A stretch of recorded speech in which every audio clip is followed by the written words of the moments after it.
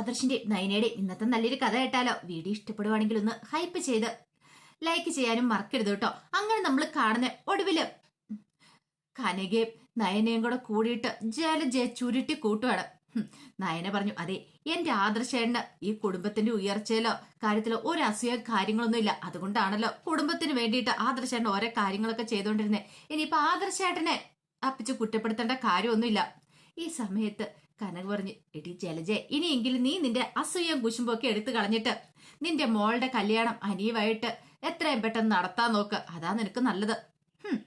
അപ്പോഴേക്കും ജലജയ്ക്കും കൂടെ സഹിച്ചില്ല. ജലജ പറഞ്ഞു, അതിനും തടസ്സമായിട്ട് നിൽക്കുന്ന നിന്റെ മോളാണല്ലോ നന്ദു എന്ന് പറയുന്നവള്. അവളാണല്ലോ എല്ലാത്തിനും കാരണം. നയന പറഞ്ഞു, ഇതേ അപ്പച്ചി വെറുതെ നന്ദുവിനെ കുറ്റപ്പെടുത്തിയുണ്ടല്ലോ. നന്ദുവിന് എതിരിട്ട് നിൽക്കുമായിരുന്നെങ്കിൽ അവന്തികയും അനിയും തമ്മിലുള്ള എൻഗേജ്മെന്റ് നടക്കാൻ പോകുമായിരുന്നു? ഒരിക്കലും ഇല്ല. നന്ദു ഒരു വാക്ക് പറഞ്ഞിട്ടുണ്ടെങ്കിൽ നടക്കില്ലായിരുന്നു. പക്ഷെ നന്ദുവിന്റെ അതിന്റെ ആവശ്യമില്ല. അതുകൊണ്ട് മാത്രം ഈ എൻഗേജ്മെന്റ് നടക്കാൻ പോകുന്നേ. അതിപ്പോഴും അപ്പച്ചി മനസ്സിലാക്കിയിട്ടില്ല. അതൊന്നും മനസ്സിലാക്കി ഇരുന്നാൽ കൊള്ളാന്ന് പറഞ്ഞു. അത് കേട്ട് കഴിഞ്ഞപ്പോ ജലജ പറഞ്ഞു, നീയൊന്നും കൂടുതലൊന്നും പറയണ്ടേന്ന് പറഞ്ഞു. അപ്പോഴേക്കും നയന പറഞ്ഞു, അതെ, ഉള്ള കാര്യമാണ് ഞാൻ പറഞ്ഞത്. അല്ലെങ്കിലും അപ്പച്ചിക്ക് ഇതൊക്കെ പറയാനായിട്ട് എന്താ യോഗ്യത ഇരിക്കുന്നേ? അപ്പച്ചിയുടെ മോനുണ്ടല്ലോ അബി, അബിയാണ് ഈ കുടുംബത്തെ നശിപ്പിക്കാൻ വേണ്ടിയിട്ട് എൻ ജ്വല്ലറിക്ക് പോയി കയറിയത്. ആ കാര്യം അപ്പച്ചി മറന്നുപോയെന്ന് ചോദിച്ചു. കനക പറഞ്ഞു, അത് ശരിയാ. അബി അവൻ ഒറ്റയൊരുത്തരാ ഈ കുടുംബത്തെ തകർക്കാൻ വേണ്ടിയിട്ട് ശത്രുക്കളോടൊപ്പം ചേർന്ന്. പിന്നെ അബിയെ കുറ്റപ്പെടുത്തുന്നുണ്ടല്ലോ. നിങ്ങൾ എന്താ നിങ്ങളുടെ മോളെ കുറ്റപ്പെടുത്താത്തെ എന്ന് കനകയോട് ചോദിച്ചു. എന്റെ മോൻ പോയതിന് മുമ്പ് തന്നെ പോയത് അവളല്ല നബിയെന്ന് പറയുന്നവള്. കനക പറഞ്ഞു, അത് ഞങ്ങൾക്കറിയാന്ന് പറഞ്ഞു. അപ്പൊ പിന്നെ അവളെ കുറ്റപ്പെടുത്താതെ എന്റെ മോനെ മാത്രം കുറ്റപ്പെടുത്തിയിട്ട് ഒരു കാര്യമില്ല. അത് കേട്ട് കഴിഞ്ഞപ്പോ കനക പറഞ്ഞു, എന്തൊക്കെയാണല്ലോ ശരി, നിന്റെ ഭർത്താവല്ലേ, നിന്റെ ഭർത്താവിന്റെ കമ്പനിയല്ലേ അത്. അയാളല്ലേ ഈ കുടുംബത്തെ നശിപ്പിക്കാൻ വേണ്ടിയിട്ട് ഇറങ്ങി പുറപ്പെട്ടത്. പിന്നെ എന്റെ ഭർത്താവ് എന്നൊന്നും പറയണ്ട. അയാൾ എന്റെ ഭർത്താവ് അല്ല, ഒന്നുമല്ല. നീ ഇതൊക്കെ പറഞ്ഞാലും നിന്റെ കുട്ടികളുടെ അച്ഛനാണല്ലോ അയാള്. അപ്പൊ പിന്നെ നിനക്കത് നിഷേധിക്കാൻ പറ്റില്ല.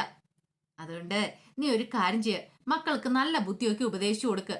എന്നിട്ട് കല്യാണമൊക്കെ നടത്താൻ നോക്ക്. അല്ലാതെ വെറുതെ ഇങ്ങനെ മറ്റുള്ളവരെ ചൊടിപ്പിച്ചുകൊണ്ട് നിൽക്കാതെ എന്ന് പറഞ്ഞിട്ട് അങ്ങോട്ട് പോയി കഴിഞ്ഞപ്പോൾ ഒട്ടും അങ്ങോട്ട് സഹിച്ചില്ല ജലജയ്ക്ക് അങ്ങ് ദേഷ്യമായിരുന്നു. കനകയുടെ മുന്നിൽ തോറ്റു കൊടുക്കാന്ന് പറഞ്ഞിട്ടുണ്ടെങ്കിൽ അത്ര നല്ല കാര്യമൊന്നും ആയിരുന്നില്ല ജലജയ്ക്ക്. കുറച്ച് കഴിഞ്ഞപ്പോ കനകയും നയനയും കൂടെ അവന്തികയുടെ അടുത്തേക്ക് വരുവാണ്. അവന്തികയാണ് ആകെപ്പാട് ടെൻഷൻ അടിച്ചിരിക്കുക. ദൈവമേ, അനിയന്റെ എം ഡി സ്ഥാനവും പോയി. എം ഡിയുടെ ഭാര്യയാന്നും പറഞ്ഞുകൊണ്ട് വലിയ അഹങ്കാരത്തോടുകൂടി ഇരുന്ന അങ്ങനെ ആവാം എന്നൊരു വ്യാമോഹമായിരുന്നു. അധികം വൈകാതെ അങ്ങനെ ആവുമല്ലോ. പക്ഷെ എല്ലാം ഒരു നിമിഷം കൊണ്ടാ തകർന്നു പോയത്. ഇനിയിപ്പോ എന്ത് ചെയ്യും എന്നൊക്കെ ഒരു ചിന്തയായിരുന്നു. അപ്പോഴാണ് നയനയുടെയും കനകയുടെയും കൂടെ വരവ്. അങ്ങനെ കനക വന്നിട്ട് അവന്തികയുടെ കൈ പിടിച്ചിട്ട് പറഞ്ഞു, മോളെ നീ വിഷമിക്കൊന്നും വേണ്ട. എന്റെ മോള് നന്ദു ഇങ്ങോട്ടേക്ക് വരാനൊന്നും പോകുന്നില്ല. നിങ്ങളുടെ എൻഗേജ്മെന്റിനൊന്നും അതൊന്നും ഓർത്ത് മോള് വിഷമിക്കൊന്നും വേണ്ട കേട്ടോ. മോളുടെ അനിയുടെ എൻഗേജ്മെന്റും കാര്യങ്ങളൊക്കെ അതിഗംഭീരമായിട്ട് തന്നെ നടക്കട്ടെ. അപ്പോഴേക്കും ഭയങ്കര സങ്കടം അഭിനയിച്ച അവന്തി പറഞ്ഞു, അത് പിന്നെ ആന്റി, ഇപ്പോഴും അനിയടിന് സമ്മതമൊന്നും അല്ല ഞാനുമായിട്ടുള്ള എൻഗേജ്മെന്റിന്. എന്തോ ഒരു എതിർപ്പ് പോലെ, ഇഷ്ടമില്ലെന്നൊക്കെയാ പറയണേ. അത് കേട്ട കഴിഞ്ഞപ്പം നയന പറഞ്ഞു, അവന്തി നീ വിഷമിക്കൊന്നും വേണ്ട. അല്ലെങ്കിലും അനിയുടെ ആദ്യ വിവാഹത്തിൽ ഇതുപോലെ തന്നെയായിരുന്നു, എതിർപ്പായിരുന്നു. അതിന് താല്പര്യമൊന്നും ഉണ്ടായിരുന്നില്ല. അതുപോലെ തന്നെ ഇത്. പിന്നെ എന്റെ നന്ദു ഒരു കാരണമൊന്നും അല്ല കേട്ടോ. നന്ദുവിന് ഇപ്പൊ അങ്ങനെയൊന്നുമില്ല. പഴയതുപോലെ അങ്ങനെ ഇഷ്ടവും കാര്യങ്ങളും ഒന്നും അവര് തമ്മിലില്ല. ആ കാര്യമൊന്നും ഓർത്തിട്ട് അവന്തിക്ക് പേടിക്കൊന്നും വേണ്ട. പിന്നെ അനി നല്ലവനാ. എന്റെ ആദർശനെ പോലെ തന്നെ അനി എം ഡി ആകാനായിട്ട് പോകുന്ന സമയത്ത് ആദർശേട്ടൻ വന്ന് കണ്ട അനുഗ്രഹം മേടിച്ചിട്ടാ പോയത്. ആദർശേട്ടൻ എന്റെ അനുഗ്രഹം മേടിച്ചായിരുന്നു. അത് മാത്രല്ല, ഇപ്പൊ തന്നെ ആദർശേട്ടൻ വീണ്ടും വന്നപ്പോ എം ഡി കസേര ഒഴിഞ്ഞു കൊടുക്കാൻ തയ്യാറായില്ലേ. നിന്റെ ചേട്ടൻ അഭിയായിരുന്നെങ്കിൽ അങ്ങനെ ചെയ്യുമായിരുന്നു? ഒരിക്കലും ഇല്ല. അതാണ് അനിയുടെ സ്വഭാവ മഹത്വം. അത്ര നല്ല സ്വഭാവ ഗുണമുള്ളവനാ അവന്. അതുകൊണ്ട് അവനെപ്പോലെ ഒരു പയ്യനെ കിട്ടാന്ന് പറഞ്ഞിട്ടുണ്ടെങ്കിൽ അത്ര ഈസി ആയിട്ടുള്ള കാര്യമല്ല. നിനക്ക് ചേരുന്ന പയ്യനാന്ന് പറഞ്ഞു. കനക പറഞ്ഞു, അതേ മോളെ, എത്രയും പെട്ടെന്ന് തന്നെ ഈ വിവാഹം നടക്കണം. പിന്നെ ഒരു കാര്യമുണ്ട് കേട്ടോ, എന്റെ നന്ദൂട്ടനും കുറെ ആലോചനയൊക്കെ വരുന്നുണ്ട്. പക്ഷെ എന്ത് ചെയ്യാനാ, പരിചയമില്ലാത്ത ആൾക്കാരാന്ന് പറഞ്ഞുകൊണ്ട് ഒരു മടി. ഇന്നത്തെ കാലത്ത് പെൺകുട്ടികൾ വിവാഹം കഴിക്കാൻ തന്നെ മടിക്കുന്ന അതുകൊണ്ട് മാത്രമാണ്. പിന്നെ മോൾക്ക് ആ കാര്യത്തിൽ പേടിക്കണ്ടല്ലോ. ഈ കുടുംബത്തിലുള്ള ഒരാൾ തന്നെയല്ലേ, മോൾക്ക് നന്നായിട്ട് അറിയുകയും ചെയ്യാം. അതുകൊണ്ട് മോൾക്ക് വിവാഹത്തെക്കുറിച്ചൊരു പേടിയുടെ ആവശ്യമൊന്നുമില്ല. അപ്പൊ മോൾക്ക് എല്ലാ ഐശ്വര്യങ്ങളും ഉണ്ടാകട്ടെ. ഇത് കേട്ട് കഴിഞ്ഞപ്പോഴത്തേനും അവന്തി ഒരു നിമിഷം ഒന്ന് ആലോചിച്ചു.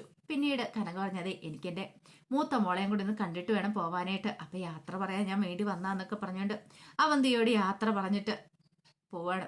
അവന്തി ഇങ്ങനെ ആലോചിച്ചു, അവളാ നന്ദു എന്ന് പറയുന്നവള്, അവളെ ഞാൻ കാണിച്ചു കൊടുക്കുന്നുണ്ട്, എൻ്റെ വിവാഹം അങ്ങനെ മുടക്കിയാൽ എന്നൊരു ചിന്തയായിരുന്നു അവന്തികയുടെ മനസ്സ് നിറയും. പിന്നീട് കനക നേരെ നബിയുടെ അടുത്തേക്ക് ചെല്ലുവേണം. നബിയെ കണ്ട ഉടനെ കനക പറഞ്ഞു, ഇപ്പം നിനക്ക് സമാധാനമായല്ലോ. എടി, എത്രയാന്ന് പറഞ്ഞാലും സത്യങ്ങൾ അധികം നാളൊന്നും മൂടി വെക്കാൻ പറ്റില്ല, അത് പുറത്തു വരിക തന്നെ ചെയ്യും. ഇപ്പം മനസ്സിലായില്ലേ ആദർശും നയനയൊക്കെ എന്താ ഏതാന്നുള്ള കാര്യങ്ങൾ. എടി, സത്യങ്ങളെ ജയിക്കുള്ളൂ. അതുകൊണ്ടല്ലേ എത്ര വലിയ സ്വീകരണം കൊടുത്ത് നിന്റെ മൂർത്തി മുത്തശ്ശനെ അവരിങ്ങോട്ട് സ്വീകരിച്ചേ. നീ അത് കണ്ടായിരുന്നല്ലോ, വെള്ളറി വെളുത്ത് നിൽക്കുന്നുണ്ടായിരുന്നല്ലോ നീ ഇവിടെ. അത് കേട്ട് കഴിഞ്ഞപ്പോഴത്തേനും നബി ചോദിച്ചു, അല്ല അമ്മ എന്തിനാ ഇപ്പൊ എൻ്റെ അടുത്തേക്ക് വന്നേ? എടി, മര്യാദയ്ക്ക് ജീവിക്കുവാണെങ്കിൽ നിനക്ക് കൊള്ളാം എന്ന് പറഞ്ഞു. അമ്മ ഒരു കാര്യം മനസ്സിലാക്കണം. അമ്മ കുറെ തെറ്റിദ്ധാരണകളൊക്കെ പരത്താൻ ശ്രമിച്ചില്ലേ എന്നെ അബിയും കൂടെ വെച്ചിട്ട്. അബിക്ക് ഒരു അവഹിത സന്ധതിയുണ്ട് എന്തൊക്കെയായിരുന്നു പറഞ്ഞ്. എടി, അത് തെറ്റിദ്ധാരണയാണോ ശരിയായ ധാരണയാണോ എന്ന് നീ അന്വേഷിച്ചിറങ്ങിയോ? ഇല്ലല്ലോ. അതിനെക്കുറിച്ച് നീ അന്വേഷിക്കാൻ പോയിട്ടില്ലല്ലോ. അന്വേഷിക്കാൻ പോയായിരുന്നെങ്കിൽ അതിന്റെ സത്യാവസ്ഥ അറിയായിരുന്നു. നബി നന്നായിട്ട് അഭിനയിക്കുവാണ് കനകയുടെ മുന്നില്. പിന്നീട് കനക പറഞ്ഞു, നിന്നോട് പറഞ്ഞിട്ടൊന്നും കാര്യമില്ല. നിനക്കേ നിന്റെ ഭർത്താവ് എന്ന് പറഞ്ഞിട്ടുണ്ടെങ്കിൽ ദൈവതുല്യനായിട്ടാ നീ കാണുന്നേ. അവന്റെ കള്ളത്തരമൊന്നും നിനക്കറിയത്തില്ല. എടി, ഇപ്പൊ തന്നെ അവൻ പറയണേ, അവനാണെങ്കിൽ ഈ പറയുന്ന AN ജ്വല്ലറിയോട് യാതൊരു ബന്ധവുമില്ല. അതായത് AN ജ്വല്ലറിയുടെ MD ആയിട്ട്. പക്ഷെ അതൊന്നും അല്ല സത്യം. അവൻ പറയുന്നേരം നേരെ ഓപ്പോസിറ്റ് ആയിരിക്കും. നിന്നോട് അവൻ കള്ളത്തരമൊക്കെ പറയുന്നതായിരിക്കും. പിന്നെ ഒരു കാര്യമുണ്ട്, അവന് അവന്റെ അച്ഛനുമായിട്ട് എന്തെങ്കിലും ബന്ധമുണ്ടെങ്കിൽ ജലജ തന്നെ അവനെ അടിച്ചിറക്കുള്ളൂ എന്ന് പറഞ്ഞു. നിന്നെ അവനെയൊക്കെ ഇവിടെ നിന്ന് അടിച്ചിറക്കും. ഇത് കേട്ട് കഴിഞ്ഞപ്പം നബി പറഞ്ഞു, പിന്നെ അതിനു മുമ്പ് വേറെ പലരും ഇവിടുന്ന് പോകുന്നു പറഞ്ഞു. എടി, നയനമോളും ആദർശമോനും ഒക്കെ പോകുന്ന ഓർത്തിരുന്ന അത് വെറുതെ ആടി. നിന്നെയൊക്കെയാ നിന്റെ മുത്തശ്ശനൊക്കെ അടിച്ചിറക്കാൻ പോകുന്നേ. എന്നാ ഒരു കാര്യം ചെയ്യ, അമ്മ പോയി പറഞ്ഞു കൊടുക്ക അടിച്ചിറക്കാനായിട്ട് എന്നെ അബിയും കൂടെ. അബി ഇവിടുന്ന് പോയിട്ടുണ്ടെങ്കിൽ അബിയോടൊപ്പം ഞാനും ഇറങ്ങൂന്ന് പറഞ്ഞു. ഇറങ്ങിക്കോടി, നീ നാശത്തിലേക്കാ പോണേന്ന് കനക പറഞ്ഞു. ആ സമയത്ത് നബിയും മനസ്സിൽ പറഞ്ഞു, അബി ഇറങ്ങിയിട്ടുണ്ടെങ്കിൽ അബിയുടെ ഒപ്പം ഞാൻ പോകുന്ന പിന്തുടരുന്ന അവന്റെ നാശം കാണാൻ വേണ്ടിയിട്ടാ. അവനെ അങ്ങനെ വെറുതെ വിടാൻ ഞാൻ പോകുന്നില്ല. ആ സമയം കനക പറഞ്ഞു, നിന്നോട് എത്ര പറഞ്ഞാലും നിന്റെ തലയിലേക്ക് കയറത്തില്ല. എടി, നീ അബിയുടെ പിന്നാലെ പോയിട്ടുണ്ടെങ്കിൽ നിനക്ക് ഇനിയും കഷ്ടകാലമായിരിക്കും വരാൻ പോകുന്നേ. മുതിർന്നവർ പറയുന്ന അനുസരിക്കാതെ പോയിട്ടുണ്ടെങ്കിലേ അതിന്റെ ഭവിഷ്യത്ത് എന്താന്ന് ഇപ്പോഴല്ലെങ്കിൽ നീ പിന്നീട് മനസ്സിലായിക്കിടും. പിന്നെ ഇത്രയെങ്കിലും ഒന്ന് പറഞ്ഞിട്ട് പോയില്ലെങ്കിൽ എനിക്കൊന്നും മനസ്സമാധാനമില്ല. അതുകൊണ്ടാണ് നിന്റെ അടുത്തേക്ക് ഒന്ന് പറഞ്ഞതെന്നും പറഞ്ഞുകൊണ്ട് കനകി അവിടെ നിന്ന് അങ്ങോട്ട് പോയി. കുറച്ച് കഴിഞ്ഞപ്പം അവന്തികയുടെ അടുത്തേക്ക് ജലജ വരുവാണ്. ജലജ വന്നിട്ട് ചോദിച്ചു, എടി, ഞാൻ ഇടയ്ക്ക് വരുമ്പോൾ നീയും അബിയും കൂടെ എന്തോ സംസാരിക്കുന്നത് കണ്ടായിരുന്നല്ലോ. പക്ഷെ എന്നെ കണ്ടു കഴിഞ്ഞപ്പോഴത്തേനും നിർത്തി. എന്ത് കാര്യമാടി സംസാരിച്ചോണ്ടിരുന്നേ? അതൊന്നുമില്ല, ചുമ്മാ അബിയേട്ടനും ഞാനും കൂടെ. എടി, ഇനി നിന്റെയൊക്കെ അച്ഛനെ കുറിച്ച് എന്തേലും ആണോ സംസാരിച്ചോണ്ടിരുന്നേ? എന്റെ അമ്മ എന്തൊക്കെയാ ഈ പറയണമെന്ന് ചോദിച്ചു. എനിക്ക് നല്ല സംശയമുണ്ട്. ഒരു കാര്യം ഞാൻ പറഞ്ഞേക്കാം, അയാളെ എങ്ങാനും കാണാൻ പോകും എന്തേലുമൊക്കെ ചെയ്താ ഉണ്ടല്ലോ, പിന്നെ ഈ ജലജ ആരാന്ന് നീയൊക്കെ അറിയും. അമ്മ എന്തിനാ ഇങ്ങനെ കുറ്റപ്പെടുത്തി പറയണേ? എടി, അവനുണ്ടല്ലോ അബി അവിടെ മാനേജറായിട്ട് കേറിയില്ലേ? സത്യം പറ, അതിന്റെ പിന്നില് ഇനിയിപ്പോ അയാളുണ്ടോ? അയാള് റെക്കമെൻഡ് ചെയ്തിട്ടാണോ അല്ലെങ്കിൽ അയാൾ വിളിച്ചു കയറ്റിയതാണോ അവനെന്ന് ചോദിച്ചു. ജലജയ്ക്ക് നല്ല സംശയമാണ്. അപ്പോഴേക്കും അവന്തി പറഞ്ഞു, അമ്മ എന്താ പറയണേ? എനിക്ക് അതിനെക്കുറിച്ചൊന്നും അറിയില്ല. അല്ലെങ്കിലും ഈ പറയുന്ന അഭിയേടനല്ലോ ആദ്യം അങ്ങോട്ടേക്ക് പോയത്, അമ്മയുടെ മരുമോളല്ലേ പോയത്. പിന്നെ എന്തിനാ അഭിയേടനെ കുറ്റപ്പെടുത്തുന്നേ? പറയാൻ പറ്റില്ലടി ഒന്നും. അയാൾ എന്റെ ശത്രുവാണ്. ഒരു കാര്യം ഞാൻ പറഞ്ഞേക്കാം, അയാളെ കാണാൻ പോകുകയോ മിണ്ടുവോ ഒന്നും ചെയ്തേക്കില്ല. അത് കേട്ട് കഴിഞ്ഞപ്പോഴത്തേനും അവന്തി പറഞ്ഞു, അതെ, ഒരു കാര്യം ഞാൻ പറഞ്ഞേക്കാം, എന്റെ അച്ഛനല്ലേ എന്ന് ചോദിച്ചു. നിന്റെ അച്ഛനോ? ദേ, നിന്റെ അച്ഛൻ എന്നെങ്ങാനും പറഞ്ഞുണ്ടല്ലോ. അങ്ങനെയൊന്നും പറയേണ്ട കാര്യമില്ല. അമ്മ എത്രയെന്ന് പറഞ്ഞാലും എനിക്ക് ജന്മം തന്ന ആളല്ലേ. ആര് പറഞ്ഞു അയാളാ നിനക്ക് ജന്മം തന്നേന്ന്? ഞാൻ പറഞ്ഞോ നിന്നോടെന്ന് ചോദിച്ചു. ഒരു നിമിഷം അവന്തിക ഞെട്ടിപ്പോയി. എടി, ഇനി മേലാൽ അങ്ങനെ പറഞ്ഞേക്കല്ല. അയാൾ നിങ്ങളുടെ അച്ഛനൊന്നും അല്ല. ഞാൻ പറയുന്ന കൂടെ അനുസരിച്ചാൽ മതി. അല്ലെങ്കിലും ഈ പറയുന്ന അയാളെക്കുറിച്ച് ഓർക്കുമ്പോൾ എനിക്ക് നല്ല ദേഷ്യമാണ്. എന്നിട്ടോ അവൻ അവിടെ ജോലിക്ക് പോയിരിക്കുന്നു. ഓ, അമ്മ ഇപ്പൊ കുറ്റപ്പെടുത്തി പറയുന്നുണ്ടല്ലോ. ഈ പറയുന്ന അഭിയേട്ടൻ ആ കമ്പനി മാനേജറായിട്ട് കയറി കഴിഞ്ഞപ്പോൾ അമ്മയ്ക്ക് ഭയങ്കര സന്തോഷമായിരുന്നല്ലോ. കമ്പനിയുടെ ഉയർച്ചയ്ക്ക് വേണ്ടി പ്രവർത്തിക്കണം അങ്ങനെ ഇങ്ങനെയൊക്കെ പറഞ്ഞോണ്ട്. എടി, അന്ന് അയാളാണ് അതിന്റെ MD എന്നുള്ള കാര്യം എനിക്ക് അറിയണ്ടായിരുന്നില്ല. ഒരു കാര്യം ഞാൻ പറഞ്ഞേക്കാം, മൂർത്തി ജ്വല്ലറി താറക്കാനായിട്ട് അയാളോടൊപ്പം അങ്ങനെ ചേർന്നാലുണ്ടല്ലോ, പിന്നെ ഞാൻ എന്താ എന്ന് എനിക്ക് പോലും അറിയത്തില്ല. ഇത് കേട്ടപ്പോ അവധി ഇങ്ങനെ നോക്കിയെന്ന ജലജയ്ക്കാണ് കട്ട കലിപ്പായിരുന്നു. അയാൾ അത്രയ്ക്ക് ക്രൂരനാന്നൊക്കെ പറഞ്ഞു. ഈ സമയം അവധി പറഞ്ഞു, അമ്മയൊന്ന് നിർത്തുന്നുണ്ടോ? അതെ, എനിക്ക് എൻഗേജ്മെന്റിന് വേണ്ടി കുറച്ച് ഷോപ്പിംഗ് കാര്യങ്ങളൊക്കെ ഉണ്ട്. അമ്മ എൻ്റെ കൂടെ വരുന്നുണ്ടോ ഇല്ലയോ? ശരി, ഞാൻ പോയിന്ന് റെഡി ആയിട്ട് വരാം എന്നും പറഞ്ഞുകൊണ്ട് ജലജ അങ്ങോട്ട് കയറിപ്പോയി. അവന്തിക്ക് മനസ്സിലായി ജലജയുടെ ദേഷ്യം എന്താന്നുള്ള കാര്യം. തന്റെ അച്ഛനോട് അത്രയ്ക്ക് വൈരാഗ്യം ദേഷ്യമുണ്ട്, അതെന്താന്ന് മാത്രം ഒട്ടും മനസ്സിലായതുമില്ല. കുറച്ച് കഴിഞ്ഞപ്പോ കനകയും ഗോവിന്ദനും കൂടെ തിരികെ വീട്ടിലേക്ക് വരുവാണ്. അപ്പോഴേക്കും നന്ദു ആകാംക്ഷപൂർവ്വം ഇറങ്ങി ചെന്നിട്ട് ചോദിച്ചു, എന്തായിരുന്നു അച്ഛാ, അവിടെ എന്തോ ഫംഗ്ഷൻ ഉണ്ടെന്ന് പറഞ്ഞേ? ഒരു ഫംഗ്ഷൻ ഉണ്ടായിരുന്നു. അല്ല, എന്ത് ഫംഗ്ഷൻ ആയിരുന്നു? അവിടെ ഒരു രണ്ട് VIP വരുന്നുണ്ടായിരുന്നു. ചെണ്ടമേളങ്ങളുടെയൊക്കെ അകമ്പടിയോട് കൂടിയിട്ടാണ് അവരെ സ്വീകരിച്ചതെന്ന് പറഞ്ഞു. VIP? അതാരമ്മേന്ന് ചോദിച്ചു. അതൊക്കെ രണ്ട് VIP പറഞ്ഞു. ഒന്ന് കാണണ്ട കാഴ്ചയായിരുന്നു എന്റെ മോളെ. അപ്പോഴേക്കും ഗോവെന്നും പറഞ്ഞു, മോളെ അതാരാന്ന് മനസ്സിലായോ? നയനയെ ആദർശമായിരുന്നു പറഞ്ഞു. നയനേച്ചി ആദർശേണ്ടോ? അതെ, അവരെ തിരികെ വീട്ടിലേക്ക് കൂട്ടിക്കൊണ്ടു വന്നു മൂർത്തി സാറ്. വിശ്വസിക്കാൻ പോലും പറ്റിയില്ല നന്ദുവിന്. സത്യമാണോ അമ്മേ അച്ഛൻ പറയണേ? അതെ മോളെ, സത്യമായിട്ടുള്ള കാര്യമാന്ന് പറഞ്ഞു. ഇപ്പോഴാ എനിക്കൊരു സമാധാനവേദ. ശരിക്കും പറഞ്ഞിട്ടുണ്ടെങ്കിൽ ഉണ്ടല്ലോ, ഈ മൂർത്തി മുത്തച്ഛൻ്റെ അടുത്ത് പോയി നിൽക്കുമ്പോൾ ആ മുഖത്തേക്ക് നോക്കാൻ പോലും നമുക്ക് ഭയങ്കര ബുദ്ധിമുട്ടാ. അത്ര ഗാംഭീര്യമുള്ള മുഖവും കാര്യങ്ങളൊക്കെ അല്ലേ. ഒരു കാര്യം പറഞ്ഞിട്ടുണ്ടെങ്കിൽ എന്തൊരു തലയെടുപ്പാ എപ്പോഴും മുത്തശ്ശന്. അല്ലെങ്കിലും മുത്തശ്ശൻ നേരായ വഴിക്ക് തന്നെ ചിന്തിക്കണേന്ന് പറഞ്ഞു. പിന്നെ അത് മാത്രമല്ല, ആദർശിന് വീണ്ടും MD കസാര കിട്ടിയെന്ന് പറഞ്ഞു. ആണോ? അതെ, ആദർശാണ് വീണ്ടും MD ചെയ്യാൻ പോകുന്നത്. അത് കേട്ടതും നന്ദു പറഞ്ഞു, അല്ലേലും എനിക്ക് MD കസാരയുടെ അത്ര താല്പര്യമൊന്നും ഉണ്ടായിരുന്നില്ല. MD സ്ഥാനം അവൻ ആഗ്രഹിച്ചിട്ടും ഇല്ലാന്ന് പറഞ്ഞു. അതെങ്ങനെ നിനക്കറിയാം? കനക ഇങ്ങനെ ഒരു സംശയ ദൃഷ്ടിയോടെ നോക്കണം. അല്ല, അത് പിന്നെ സത്യം പറ, അവൻ നിന്നോട് അങ്ങനെ എന്തേലും പറഞ്ഞിട്ടുണ്ടോ? എന്നോട് പറയാനായിട്ടോ അങ്ങനെയൊന്നും പറഞ്ഞിട്ടില്ലമ്മേ.